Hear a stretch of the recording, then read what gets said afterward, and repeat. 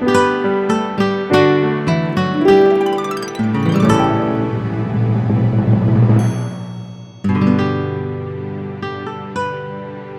federal government shutdown has an impact on a lot of industries across the country, and livestock marketing is one of them. Derrell, how is it affecting what you do? Well, a government shutdown has an initial impact on folks in the industry that use daily or weekly price reports, for example, to base business decisions, business transactions on. Obviously market analysts and folks watching the market generally begin to lose that day-to-day feel of what's going on in the market. The initial impacts for a few days are not all that great, other than those folks directly impacted by transactions, but it changes a lot over time. Okay, let's say that it keeps going past 2-3 weeks, maybe a month.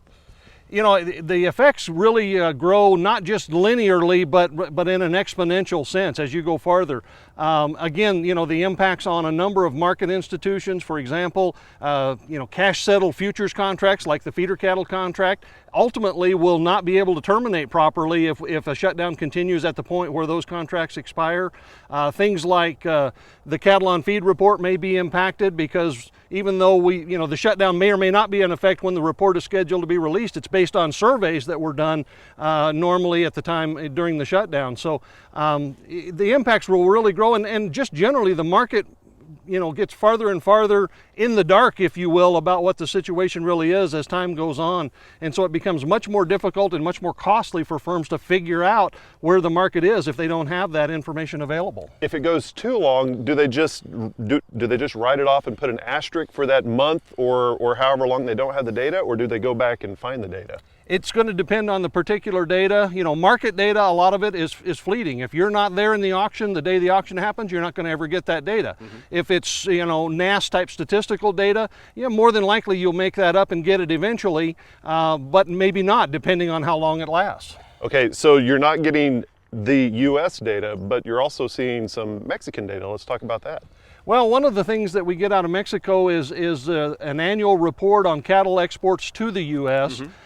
Mexican cattle exports are reported on a September through August cycle, so it's like a crop year, if you will, that's not a calendar year. And that data was recently available, and it confirms what we've been suspecting in terms of the annual imports of cattle into the U.S. from Mexico this year. The Mexican data shows that for that 12-month period, it was about 800,000 head of cattle exported to the U.S. That's down 47% from the previous 12-month period in that data. And so again, it confirms what we've been anticipating as we finish out this calendar year in the U.S. We're looking at somewhere in that neighborhood of 800, maybe 850,000 head of annual imports, and that's a dramatic decrease from last year. It's one more lack of feeder cattle supplies, if you will, for the U.S. How will that affect the U.S. market? Well, again, the supplies are getting tighter, the cattle prices reflect that, and so as we go forward, those will become more and more apparent. Most of those Mexican cattle come in at very light weights. They go through a stocker phase before they would show up at a feedlot, and so as time goes on, feedlot placements will reflect that lack of Mexican cattle, along with the other limitations in feeder cattle supplies in the U.S. Okay, well, hopefully next time we talk to you, we have a little U.S. data to talk about. Derrell Peel, Livestock Marketing Specialist here at Oklahoma State University.